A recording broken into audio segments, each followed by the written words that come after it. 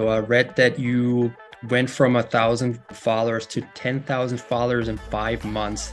I'm, I know it's hard work and consistency, right? But how did you go about it? First, there's just got to be a lot of hard work. I was posting 2 to 3 times a day for 5 months. Wow. And I was probably spending 3 to 4 hours on LinkedIn every single day, engaging with everybody. I was engaging in all the other conversations. And like I say, like if you showed up at a new city and just somehow found out where all the different social gatherings were and you were showing up to 100 every week, and not just showing up and playing shy, but showing up and working the room and shaking hands, laughing, listening to people and making friends, and you were doing that every week for 30 days, guaranteed you're going to have a lot of friends because you're going to start bumping into the same people at different parties, right? You're going to start building relationships. Why? Because you're showing up and making friends over and over and over. It won't be long before the whole city knows your name.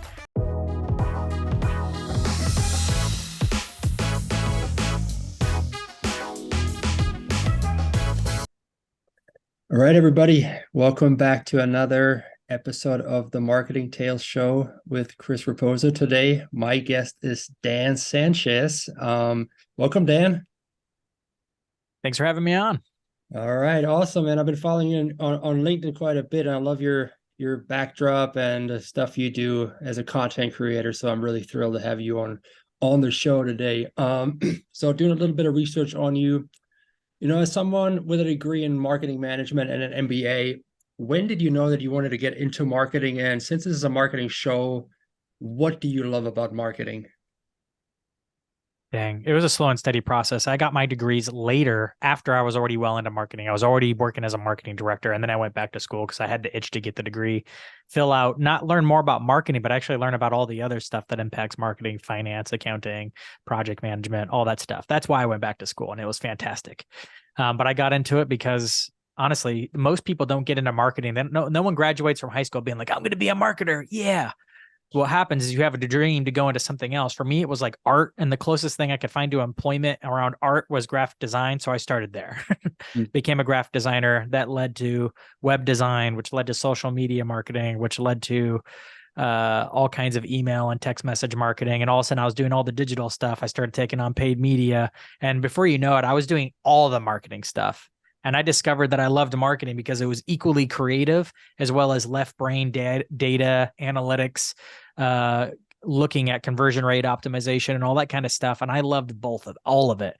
And I found that there was always a need for good marketing in any kind of company, organization, nonprofit I've ever worked for. And I like to take responsibility for where the needs are. And it's always seemed like there was more of a need for better marketing.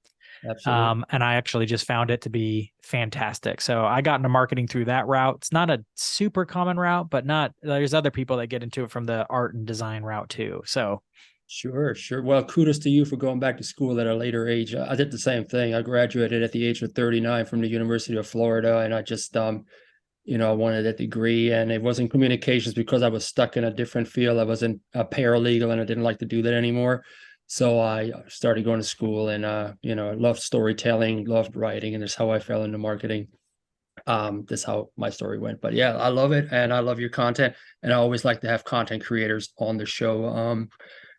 A little bit more research on you. You're a busy guy, and you're currently the director of inbound marketing at Element 451, and you're also the podcast host of Attention Podcasts. Can you tell us a little bit about both of these companies and initiatives?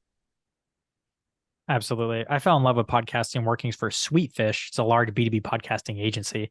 So naturally, I started my own podcast, the Attention Podcast, which is all things audience growth, which is kind of what I'm becoming known for, is around how to grow an audience, especially for a company. A B2B brand is become my specialty. I was director of audience growth for them for 3 years, and an executive producer. But now I've ventured off into joining one of a SaaS company, a B2B SaaS company, Element 451, servicing colleges in the higher ed space. It's kind of a CRM and marketing automation platform. It's kind of like the HubSpot of higher ed, I like to call it. So marketers get that. Okay. And I did it because I fell so in love with the tactics and the strategy we were using for Sweetfish for our clients. But I find I could only consult them so much. I can only get them so far. And I wanted to go all in on one brand and execute it all the way through. So I left Sweetfish, as awesome as they were, and found a company that was looking for that exact thing, found a perfect match. And Element 451 wants to accomplish the same thing. So I'm excited to take all the sweetness I learned about podcasting, how to grow an audience with Sweetfish, and go all in on one brand. That's going to be Element 451. Awesome, awesome. Funny enough, I connected with your colleague Mallory yesterday. We'll see. She's Awesome. also at Element 451 because I heard her talk on a podcast with Jamie Hunt, Confessions of a Higher Ed Marketer, about ChatGPT. CMO, yep. So that was a coincidence yesterday. But yeah, audience growth teacher. You have another initiative called Dan Sanchez, where you're the audience growth teacher, and you just briefly touched on that. As a SaaS marketer, I'm especially intrigued in growing my audience. So tell us a little bit about Dan Sanchez and why'd you start that on the side? Yeah, it's fun. Dan Sanchez is a nickname my friends gave me. And so the thing that I'm becoming known for is this name, which started as a hashtag for me on LinkedIn. It was literally just a personal hashtag I was throwing at the end of all my posts. And then even though it was a nickname my friends called me, like I started to build a personal brand around the name Dan Sanchez, which is fantastic. So I'm like, well, people already call me Dan Sanchez. And if you can call me Dan Sanchez, my friends call me Dan Sanchez. Let's be friends. That's kind of what I'm here on social media for anyway, on LinkedIn, is to build real relationships with people and build lots of friends, which in my opinion is the best way to grow an audience, especially in the beginning, especially when you don't have an owned media audience or lots of money to pay for one. You kind of have to go one by one. That's the real secret to audience growth. Is it's the kind of the same way you make friends. And it actually is just making friends. Go and be helpful to lots of people, help them succeed, and either through being practical and helping them accomplish something, or entertaining them. Either way, or doing a little bit of both, works really well. So Dan Sanchez is just my name. It's my own little personal brand, my own little corner of the web. You can go to danchez.com or just connect with me on LinkedIn and find hashtag Dan Sanchez, and you'll start to see all my posts and my content. I love that. I love that. And you got to be authentic, when you're trying to make those friends. You don't want to see like, hey, Absolutely. this guy has 100,000 followers. Let me take advantage of this guy so I can get in front of his, crowd. That doesn't work. People see right through that. In your opinion, as a SaaS marketer, what are the key elements of a successful social media SaaS marketing strategy, since we're on the topic of LinkedIn? Yeah. Gosh, there's so many ways to win. There's a lot of different ways to do this. Mm-hmm. The way we developed at Sweetfish was through what we call an evangelist program. Mm-hmm. There's ways to win with your company page, but I'm not going to talk about that. I found that it was easier to incorporate a bunch of different subject matter experts, or even just people that were outspoken in your company, and then rally around even just a few core profiles and getting them to be consistent on LinkedIn, because people generally like to interact with personal brands more than they like to do brands, because there's more of a personality there, there's more of a framework, you can have common ground. Like, how do I, like, as successful as Red Bull is on YouTube and all their different videos, like, how do you have a conversation with Red Bull? You could probably have a little bit of a back and forth, but it's hard to build a relationship with the brand. And they're super successful. Red Bull's killed it on social, but it's harder to build that one-to-one relationship, which in B2B land is makes all the difference. If you're trying to build relationships with your ideal buyers, you can build a lot of trust that way. And it's easy to do on social as people are having conversations there. So rally around a few core accounts. And then what we did at Sweetfish was we kind of had James, the CEO, myself, the main head of sales. We're kind of like the three that were going at it a lot. And we would springboard each other on LinkedIn by commenting on each other's posts. So if I engaged with someone else, like one other key account, right, and they engaged with me, chances are, because I'm engaging with my buddies over at Sweetfish, they're going to start seeing James and Logan too, because LinkedIn looks for relational data in order to optimize the algorithm. So if I'm engaging with all my Sweetfish peeps, and then they connect with me, and then they see James post about something even unrelated to Sweetfish, maybe he talks about his hate for Pepsi, right? He'd rather walk out of a restaurant than drink a can of Pepsi, right? He literally hates it that much. And they also hate Pepsi. Like, they're going to connect with James on a personal level. And then, All of a sudden I'm starting to see Sweetfish all over the place, and then it starts to pull them into all things Sweetfish because they're now engaging with multiple people on the team. Yeah. It's cool is you can expand out that program and start inviting other people into posting about it. And they don't even have to post about the company. They could literally post about something they're passionate about or their personal life. And because, people will find common ground with that, like you can have an employee posting about baking. And because one of your ideal buyers is into baking, they connect with that person. And then all of a sudden, because they're interacting with all the other employees, they start to see posts from me on podcasting. It happened. It happened all the time. So that's kind of how we approached LinkedIn in order to build a brand on social media for Sweetfish. And it's actually something I'm looking at starting up at Element 451 soon too. Smart, very smart. Yeah, I had Nick Bennett on my show a couple of weeks ago, and he talked about the evangelism and how to be on building that connection and the connection economy on LinkedIn. And his boss actually encouraged him to start writing about a certain topic that he was interested in, and that's how he grew his following. And I grew my following in ways where I just bring relevant content to people like Justin Welsh. I follow him, and then people read my comment and they say, "Hey, we seem like-minded. Let's connect and learn from each other." So I've learned it's a good way to do it too. That is a good way. Very impressive though. I read that you went from 1,000 followers to 10,000 followers in 5 months. I know it's hard work and consistency, right? But how did you go about it? It's a number of different things. I had a good teacher. James was already well established on LinkedIn, and that gave me, there are some things I worked really hard for. There was some timing aspects in the market that were for me. And then I had an unfair advantage of being friends with James. So let me talk about the things I had control over and the things that I had no control over, that it just ended up being a really good timing thing, because I think it paints a better picture of why that's actually happened, why I was able to grow so much so fast. First, there's just got to be a lot of hard work. I was posting 2 to 3 times a day for 5 months.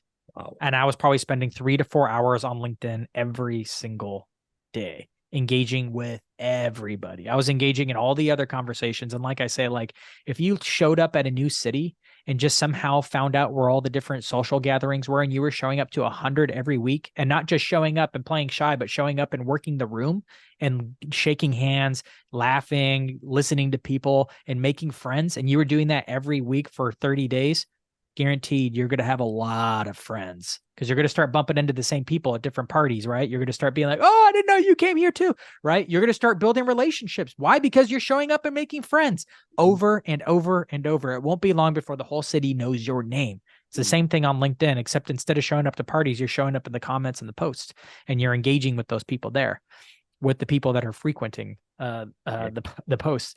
So if you're showing up to all the conversations and showing up to all the parties, adding good insights, asking great questions. You don't even have to, you could be a student in a college and do this and just show up and ask questions and try this stuff and comment back about what you learned. It doesn't take a lot. So I was just showing up to all the parties, and I was also posting myself and engaging with my own little party going on in the comments. So it's just hard work. So that's what I had going for me. Anybody can do that, and it'll work for everybody. An unfair advantage I had in timing was that I started April 2020. Remember what was going on in April 2020? Everybody's getting laid off. What happens when everybody gets laid off? They hit LinkedIn hard. A lot of people are just going to LinkedIn to check on jobs and update their resume, but they're still consuming a lot of information without actually posting. So consumption on LinkedIn went real high. My posts were hitting harder and going farther than they normally would if I were posting now. But if the recession continues to go on, you're going to see LinkedIn start to get more traction and more eyeballs on it. So pay attention now, because that timing thing could be coming back around. It happened to be really hard, really fast, because lots of people got laid off all at once. So LinkedIn went through a huge, there was just a lot of attention for a couple of months on LinkedIn. So that was a timing thing that happened to work really well for LinkedIn. So I didn't even know it at the time. It wasn't until retrospect I figured that out. Yeah. And then the one unfair advantage I had that wasn't a timing thing that you can try to reverse engineer is building a good relationship with someone who has a following on the platform. On LinkedIn, if somebody comments on your post who has a following, it's almost like they tap the share button.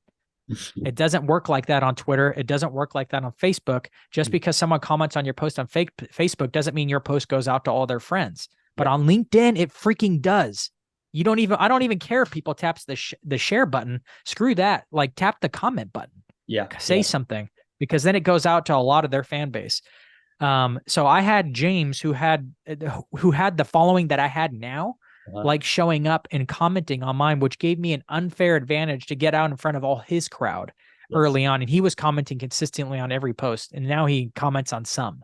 You can do this though by building relationships with people who reward engagement.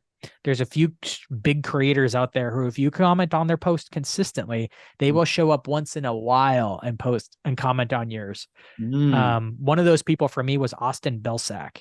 Okay. He has a massive following, like one of the largest engaged LinkedIn crowds I've seen. He's got like 1 million plus followers on LinkedIn.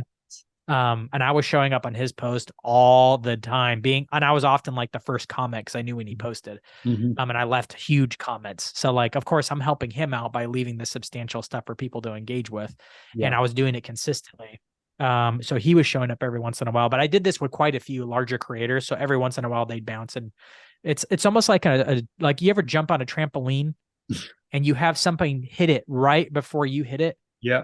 So what happens when you have especially a big person, right? Somebody who weighs way more, and they hit it right before you hit it. What happened? It launches you.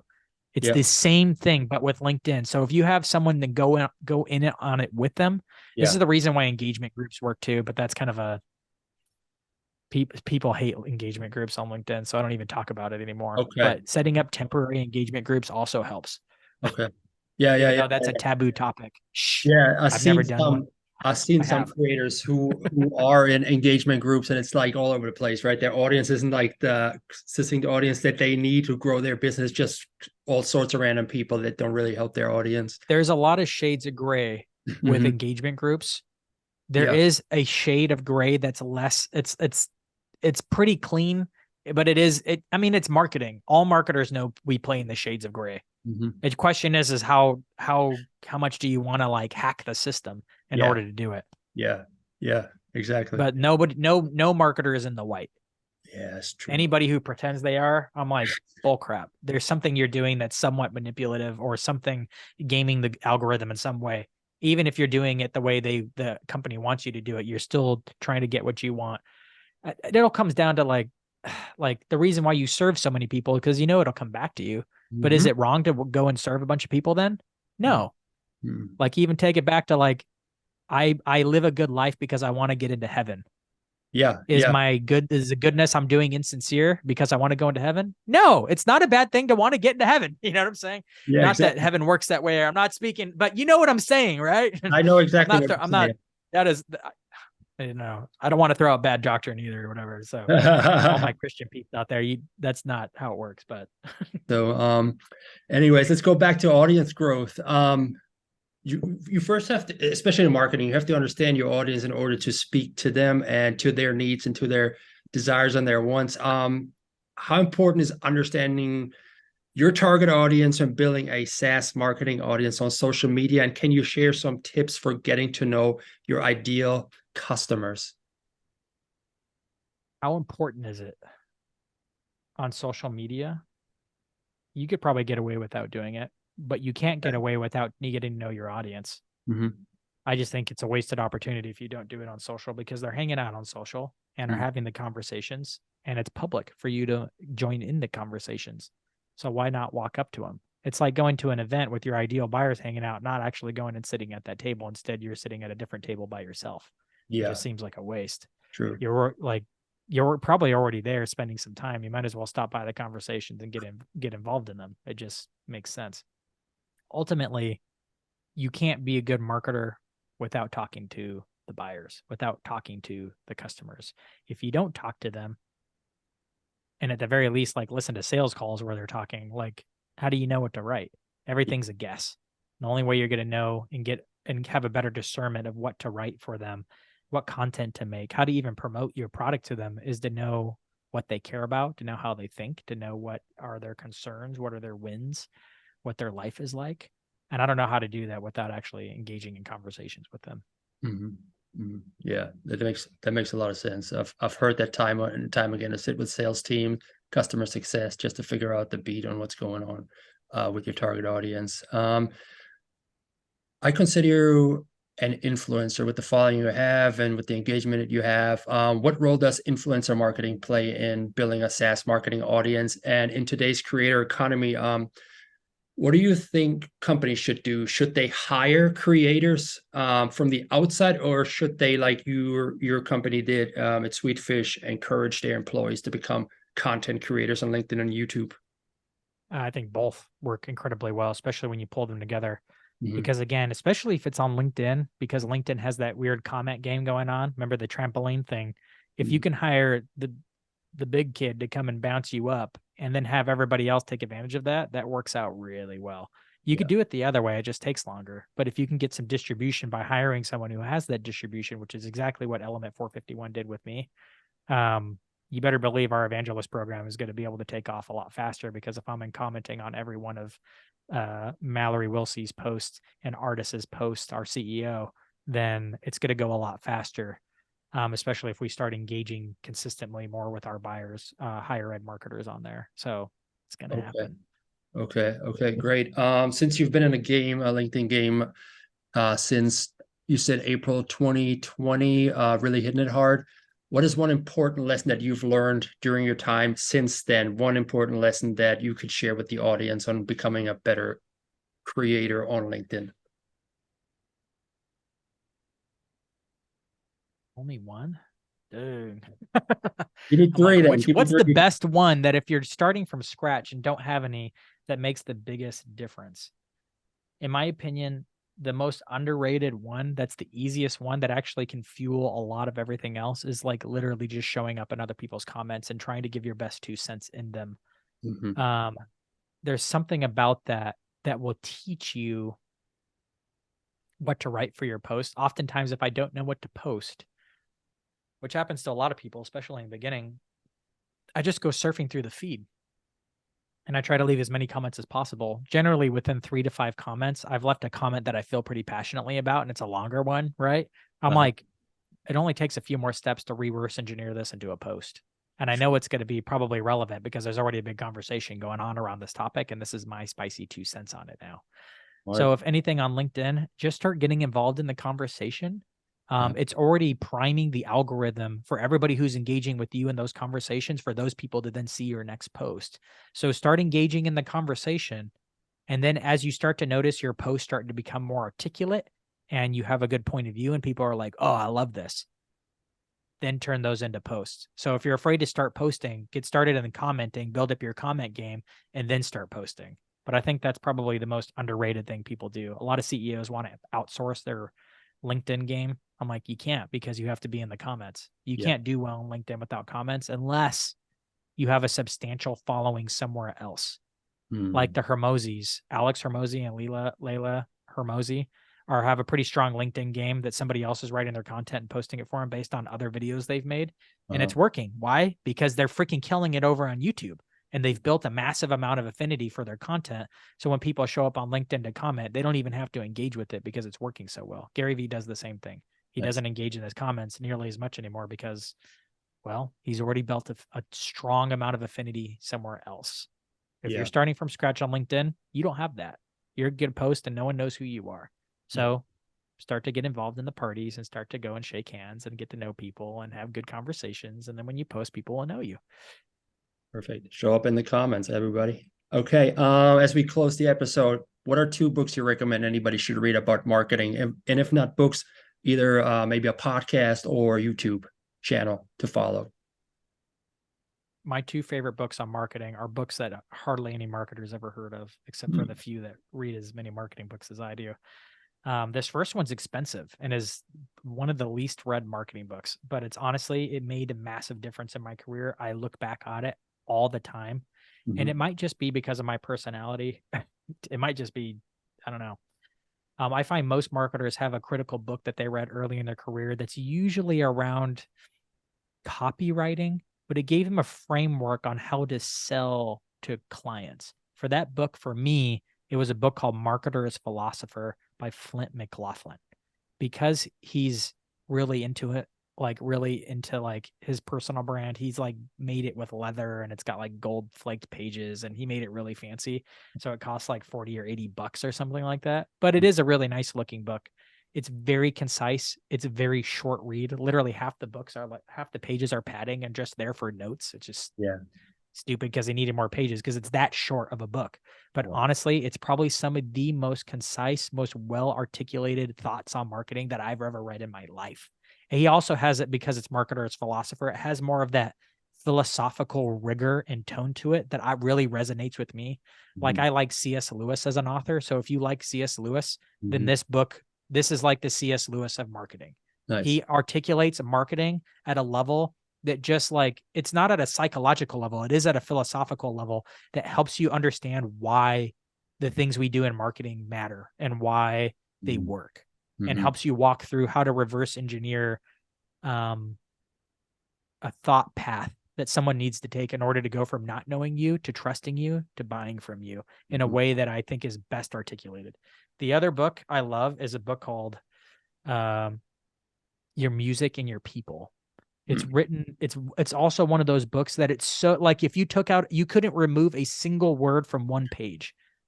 It's Huh. so well refined and articulated. It's a very short book. It's a little purple book.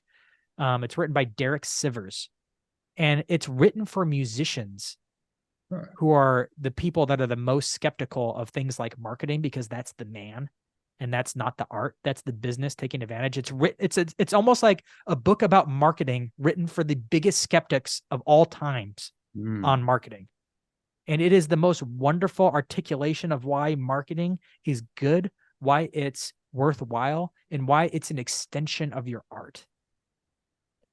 For me as a marketer, reading books like Marketer's Philosopher and Your Music and Your People, it gives my profession dignity, but also reaches at the core essential root of what marketing is and why it's important. It's what gets me excited about what I do, and also gives me a way of thinking about it and approaching it that gives it weight and meaning, and even a guide on how to approach it appropriately so that it's helping people rather than hurting people. Wow. Yeah. I've never heard of those books before, so I'll definitely look into them. Talking about books, you recently wrote a children's book. I want to be a marketer when I grow up. What's the book about and what inspired you to write it? Well, how it started was less inspirational, but I had a friend who was selling marketing books services for B2B marketers, and I was like one of his first clients. And honestly, I loved the process of it so much that I did it. I'm working on a second book that I'm launching soon called How to Build an Audience. Mm. The reason why I started the marketing book was to kind of create a gift that I could give away to other marketers to build relationship to marketers, because again, it's a relational game. Um, and I noticed like it's hard to explain marketing to children, right? Like I've struggled with it multiple times. So I actually sat down with Timmy Bauer of Dinosaur House, who helped me produce this book. He's great. He's really good at making kids books that kids love. So he Mm. works with subject matter experts in different subjects and helps them create kids books. And he has a process for unpacking your ideas and turning them into a way that's easy to consume for kids. What I also found is that these kids books are actually remarkably helpful at helping adults understand hard concepts because you're breaking it down to its most essential essence, right? So I wrote a marketing book for kids to help them understand and better utilize marketing from an early age. And my kids love it. Other kids have loved it. But it becomes again a tool for getting your name out there as a marketer and a creator. This next one is around how to build an audience, and I had two goals for it. One, as a positioning goal for me, because I want to be known as the audience growth guy. So it's certainly that, right? Maybe that's the selfish motive, but Sure. also I know there's a market out there because Lego did a massive survey a couple of years ago and asked kids like, what do you want to be when you grow up? They Mhm. were looking for a reason to justify building a space Lego program, of which they found it. 10% of kids wanted to be an astronaut. What they also found in that research is that 30% of kids wanted to be YouTubers. Mm. And we all know the hardest part about starting any channel, YouTube, podcast, social media, TikTok, is building an audience. So I Mhm. wanted to write a book that spoke to that need out there because there's not a lot of resources on it. And I wanted to be kind of like one of the first ones to write a book targeting essentially elementary schoolers on how to build Yeah. an audience. Smart, smart. Well, I got myself a copy of I Want to Be a Marketer When I Grow Up because I have a 5-year-old. Um, and I'm still learning how to do the marketing game. So it'll be beneficial for the both of us. Yes. Um, I'll share it on social when it comes in. I ordered it yesterday, so I think it may come in today or tomorrow. Last questions. Last question. How can people get in touch with you? Man, LinkedIn or on my website. So you can go to linkedin.com/in/digital marketing Dan, or find me at danchez.com if you want to find links to all the socials and all the blog posts and the podcasts that we mentioned earlier. Mhm. Perfect. Perfect. Well, Sanchez, I consider you a friend now. Thank you so much for being a part of it Let's and go. sharing your insights, man. It was awesome. Take care, my friend. Thanks, Chris.